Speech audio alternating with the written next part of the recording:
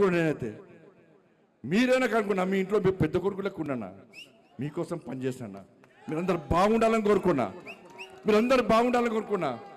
ఇలా మీకోసం ఆలోచించి, మీరే మీ మనిషి ఆలోచించి, మీ కుటుంబ వ్యక్తికి ఆలోచించి నా కొడుకుకు టైం ఇవ్వలేదన్నా, నా కొడుకుతో మాట్లాడలేదన్నా. ఇవాళ అదే నా కొడుకును ఒక క్రిమినల్ లెక్క సమాజంలో చూపెట్టే ప్రయత్నం చేస్తే ఒక తండ్రిగా ఎట్లా భరిస్తారో ఒక్కసారి ఆలోచించురన్నా. నా కొడుకు నేనేం తప్పు చేయలేనా, మేము ఫ్రెండ్స్ ఉన్నానా, మేము తప్పు చేయలే, కలిసి ఉన్నాం, ఇలా విడిపోయినాం, నేను ఏ తప్పు చేయలే, నిజాయితీగా బయటికి వస్తా అని చెప్పి ఇలా నా కొడుకు ఎప్పటికీ నేను సమర్థిస్తలేనన్నా. తప్పు ఎవరు చేసినా కూడా నా కొడుకైనా సరే ఎవడైనా సరే చట్టం ముందు సమానులే.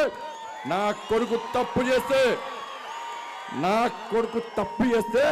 తప్పకుండా నా కొడుకు శిక్ష 100% పడాల్సిందే.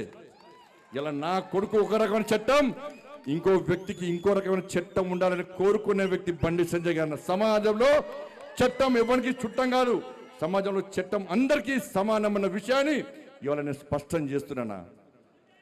ఇవాళ నేను ఎట్లా వెళ్ళినో, నేను ఏ దారిలో వెళ్ళినో అదే దారిలో